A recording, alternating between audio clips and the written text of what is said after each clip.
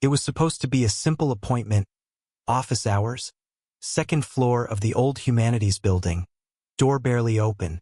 I'd only gone because I'd failed the last paper. Not by much, but enough that it felt personal. Like she wanted me to come. Her name was Clara Winters, mid-40s, sharp-eyed, wore glasses she didn't need. The kind of woman who could quote Sappho without blinking but wouldn't tell you what she was thinking even if you begged. "Ezra," she said, looking up like she already knew who I was. "Sit." That voice. Low, dry, like she'd been keeping a secret all day. Her office smelled like rain and ink. Books piled unevenly against the radiator. One mug, cold coffee half drunk. I sat opposite her, knees too close to hers in that small space, and she didn't move them. "So, you want to talk about why you wrote 7 pages on Anna Karenina without mentioning love once?" I shrugged. Thought it wasn't about love. That made her pause. Her eyes softened, not with approval but something more dangerous. "Of course you did." I shouldn't have noticed how she said that. I shouldn't have noticed how her blouse was a little uneven, like she'd buttoned it in a rush. I definitely shouldn't have noticed how her eyes flicked down to my hands when I moved, or how she looked away like she'd done something wrong. But I noticed everything. I stayed longer than I needed to. We talked about the paper, then the book, then nothing. I made her laugh once.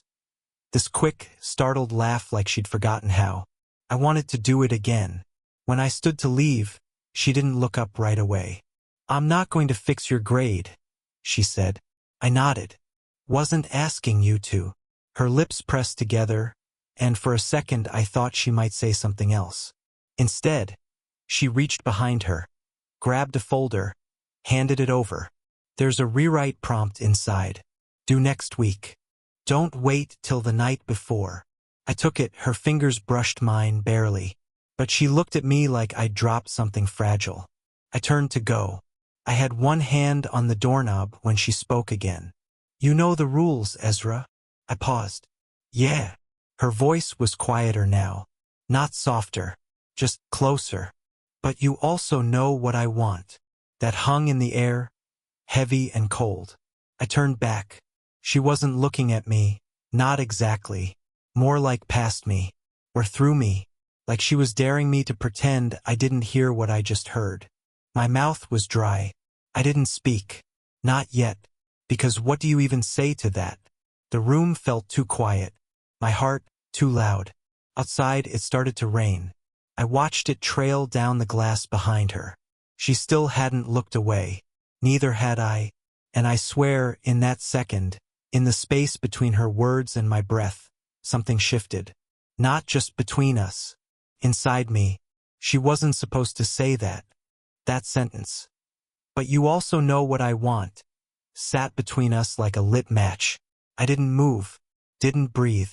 She didn't either. Eventually, I left. Not because I wanted to, but because if I didn't, I'd say something I couldn't take back. That night, I couldn't stop replaying it. Her tone, steady but brittle. Her posture. Tight shoulders, knuckles pale where she gripped the edge of her desk, like she was holding herself in place, like she'd already crossed some line internally and was trying not to let it show. A week passed. I didn't go to her office. I handed in the rewrite through the departmental slot, even though I'd drafted 3 versions of an excuse to see her. I almost bumped into her twice in the hallway. Both times, she didn't look at me. Then Thursday afternoon, she emailed. Subject: rewrite feedback body. "Come in. Please." No signature. Just those 2 words that changed the weather inside me. I went. She didn't mention the last time. Just pointed to the chair. "I read all 3 drafts," she said. I blinked. "I only submitted one. You left the others in the trash folder on your student drive," she said without looking up. "You didn't log out." My stomach twisted. "You?" "I wasn't spying," she said quickly. Then softer. "I just wanted to know which version you wanted me to see." I swallowed. Her voice was different today. Not cold. Not careful. Tired. "You still wear your ring," I said, not meaning to. She froze. Her left hand, still adorned with a simple gold band, moved instinctively beneath the desk. Force of habit. I thought you were divorced. I am. It's been 6 months. She looked up at me then, not with guilt, but like she was asking if I was going to use it against her. I didn't. I only ask, I said, because I kept wondering what you were protecting. That cracked something. She exhaled slowly, one of those quiet breaths people don't know they're holding. This job, she said. My own sense of decency. Him sometimes, even now. I don't know. She looked straight at me. And you. I'm trying to protect you, too. I looked at her, really looked. The tension in her jaw, the tremor in her fingers when she pushed her glasses up. Her blouse was wrinkled again. Maybe slept in. Her eyes were ringed with the kind of tired that doesn't come from grading. She wasn't flawless. She wasn't distant. Not today. She was human. And breaking. I never asked you to, I said. Silence. The window was open slightly. A wind stirred the papers on her desk. I don't think I can do this much longer, she whispered. Do what? She didn't answer. Just stood slowly, walked around the desk, and stopped in front of me. We were too close. Her hand brushed my arm light, accidental. Or maybe not. Stay, she said, just above a whisper. Just for a little while. I didn't move, because the way she said it, it wasn't about the paper. Not anymore. She closed the door behind her. Clicked shut like a secret. I stayed seated. My heart had moved somewhere higher, throat maybe, somewhere I could feel it too clearly. Clara stood in front of me, arms crossed but loose, not defensive. She looked down at her feet, then at me. I shouldn't have said what I said last time, she murmured. I didn't mean to make things worse, I offered. Her eyes flicked to mine, surprised. No, just clearer than I meant to. She sat on the edge of her desk, not across from me this time, but beside me, close enough that I could smell the faint citrus of her perfume, the one she wore when she wasn't teaching. I wanted to ask her what she meant by clearer, but instead, I said, why me? Came out small. She looked away again. You notice things, she said, and you don't hide when you feel something. You don't pretend you're fine. You make it sound like a flaw. It is. That's why I keep noticing you back. There it was, her voice quieter now. No lecture in it. No distance. I looked down at my hands. I hated how young they looked next to hers. I don't think I'm as brave as you think, I said. She smiled. Not with her mouth, but with her eyes, soft and sad. You came back, didn't you? I nodded. But I shouldn't have. Her hand moved toward mine. Not to hold it, but just resting there, fingertips brushing the edge. She didn't grip, just waited. That small contact made it hard to breathe. Then came the knock. 3 short taps. We both jumped. She stood quickly, smoothed her blouse, all softness gone in a blink. 1 second, she called, her voice suddenly firm, like nothing had happened, like nothing was happening. She opened the door just a crack. A student's voice, female, upbeat, filtered through. Sorry, I know I'm early for my time, just wondering if... Give me 5. Clara cut in, polite but clipped. Wait outside, please. She closed the door again and leaned against it. Her eyes fluttered shut, hands still on the knob like she needed to brace herself. I stood now too. The air had shifted. We can't keep doing this, I said, meaning whatever this is. The closeness, the unspoken. She nodded slowly.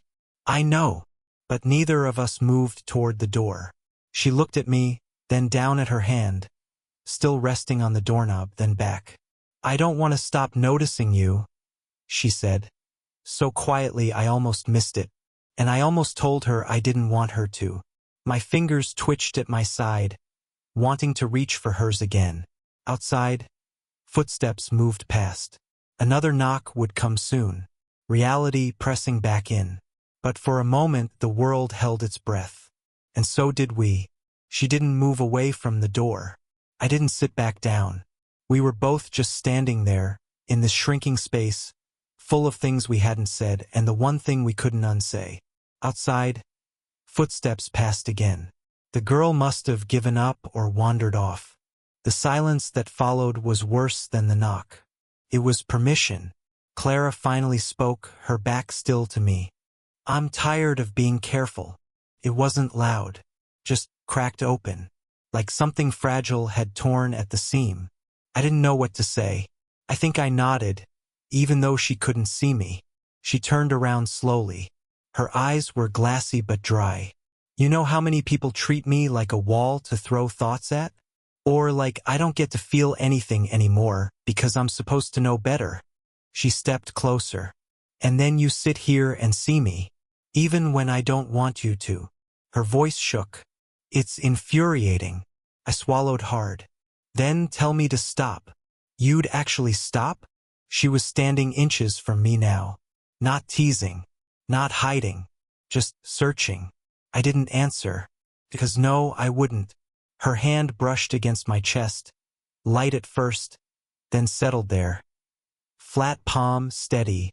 Like she was checking for proof that I was real. I didn't breathe. "I don't want to ruin your life," she whispered. "But I also don't want to lie to myself anymore." "That's a hell of a choice to put on someone," I said, softer than I meant to. She flinched a little. "I know." I touched her wrist. Lightly, just enough to let her know I wasn't pulling away. She didn't move. "I think about you when I shouldn't," I admitted. "In places I shouldn't. And I wait for your emails like there's something else." Her breath hitched, barely. Then, "What are we doing, Ezra?" The way she said my name made everything feel dangerous again. Like it was already too late to undo anything. "I don't know," I said. "But I know I'm not confused." The silence that followed was alive. Heavy. Not waiting for permission, just clarity. Clara's gaze dropped to my mouth for half a second before it darted away. I felt heat in my neck, down my spine. She stepped back. One step, measured, precise, and looked at me like I'd asked her something she wasn't sure she was allowed to want. Then, almost to herself, "If I say yes, you won't look at me the same." I could have said I already don't. Could have said try me. But I didn't say anything. Because maybe we were both still deciding what kind of story this was going to be. And what we were willing to lose to find out. I didn't expect to see the photo. It was stupid, I wasn't snooping. I was just looking for a pen while she stepped out to take a call. Her desk drawer stuck halfway, and it dragged the frame with it, the kind that flips open like a locket. Old, cracked. Meant to stay hidden.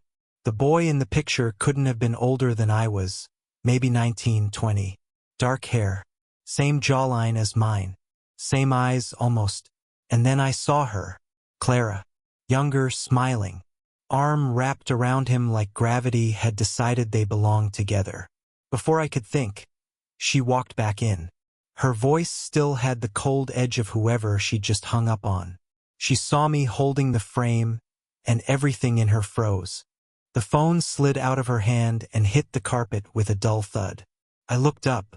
"Who is he?" She didn't answer right away. "Clara." Her hand trembled. Not a lot, just enough that I saw her grip the edge of the desk again. "My son." The silence felt like a slap. "I didn't know you had." "He died," she said. Flat. No ceremony. I blinked. She looked past me, toward the window like if she didn't say it to my face, it wouldn't hurt. 2 years ago. Car accident. I don't talk about it. I stared down at the photo again. He looked so alive. Like the kind of guy I'd have seen at a party and immediately felt smaller around. "I didn't mean to find it," I said, setting the frame down like it was something sacred. "I know." Her voice was thin now. "You weren't supposed to." The emotional weight in the room changed shape. It wasn't lust anymore, or tension. It was something more human, something harder. She sat down, no pretense, no guarding herself. "You remind me of him," she said, eyes locked on the carpet. Not just how you look, but the way you move through the world. Like everything still matters. She didn't mean it as a compliment. You think I'm some substitute? I asked, not out of anger, just trying to breathe through it. No, she snapped. Then softer. I think I got used to holding things at a distance. Then you came in and ruined that. My throat tightened. That's not fair, I said. You said you saw me, not just what you miss. I do. Her eyes finally met mine. And that's what scares me. Outside, rain started again. Soft this time, like it was trying not to interrupt. She stood, took one step forward, stopped. I shouldn't have let it get this far, she said. But now that it has... She didn't finish. Didn't have to. Because when she looked at me again, everything she hadn't said was suddenly there, wide open, impossible to ignore. And I realized, neither of us moved for a long time. Her words still lingered in the air. Now that it has... Like an unfinished sentence she was too afraid to end. But I could feel the shape of it, heavy and tender, just under her skin. She wasn't asking for forgiveness or permission. She was waiting to see who I really was. Not what I wanted from her, but what I'd do with the truth. I stepped forward, slow, like if I moved too fast, the room might break. You said I remind you of him, I said, voice barely steady. But you never touched a photo of him like you touched me. That landed hard. Her mouth opened, then closed. No argument, just the kind of silence that means you're right. I kept going. You're not the only one who's lost something, I said. I don't talk about my mom. Not really. She left when I was 15, didn't even take her clothes. Just disappeared. Her eyes flicked up, surprised. I'd never told her that. I hadn't told anyone. I used to check the mail every day for a year, I said. Like a postcard was going to fix it. She looked at me like I was made of glass now. And maybe I was. I think I started coming here, I said, because you made things feel steady. Like something wouldn't vanish if I stared hard enough. Her shoulders fell, and something cracked in her. Not loudly. Just a slow collapse of whatever armor she had left. I'm not steady, she whispered. I'm barely standing most days. I know. I reached out, not to take her, not to push for something physical, but just to close the space. My fingers brushed her wrist, slow, careful. She didn't flinch. I never wanted you to be perfect, I said. I just wanted you to stay real, even when it scared you. She blinked fast. Once, twice. You don't know what happens if this gets out. I lose everything. I know. I could hurt you. You already have, I said. But there was no bitterness in it. Just the kind of truth that lets two people finally see each other. She stepped into me, forehead resting against my chest. I felt her exhale, and it shook all the way through me. This isn't a movie, she said. There's no safe ending. I don't need a safe ending, I said. Just an honest one. She looked up, eyes rimmed with exhaustion and something like relief. Then finally, then stay, but not as a student. It was a line, and a choice, and I crossed it. Slowly. Neither of us moved for a long time. Her words still lingered in the air. Now that it has... Like an unfinished sentence she was too afraid to end. But I could feel the shape of it, heavy and tender, just under her skin. She wasn't asking for forgiveness or permission. She was waiting to see who I really was. Not what I wanted from her, but what I'd do with the truth. I stepped forward, slow, like if I moved too fast, the room might break. You said I remind you of him, I said, voice barely steady. But you never touched a photo of him like you touched me. That landed hard. Her mouth opened, then closed. No argument, just the kind of silence that means you're right. I kept going.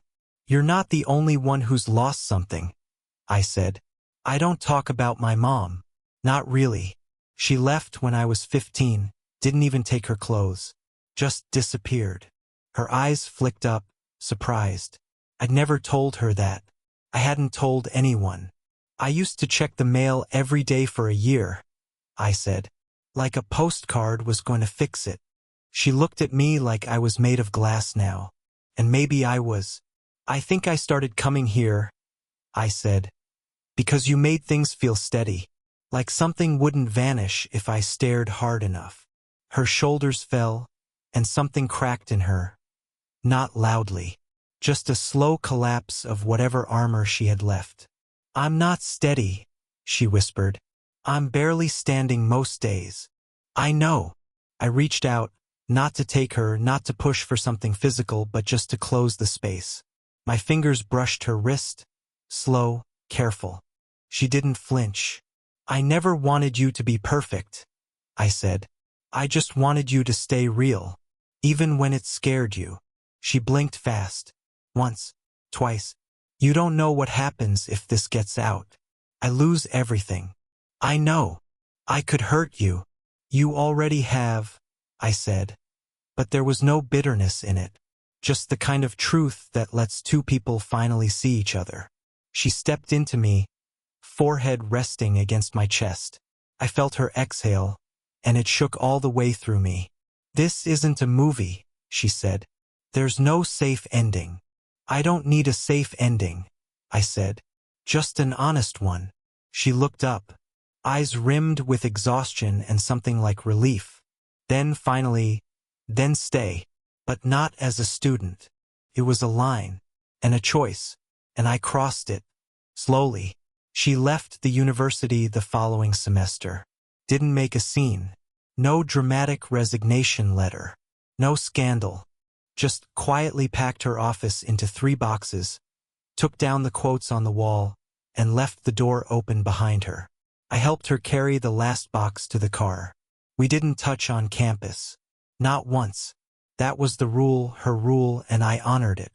But the night after she left, I showed up at her apartment without knocking. She opened the door like she'd been standing there the whole time. No words. Just that look. The kind that had shifted from guilt to grief to something steadier. Something earned.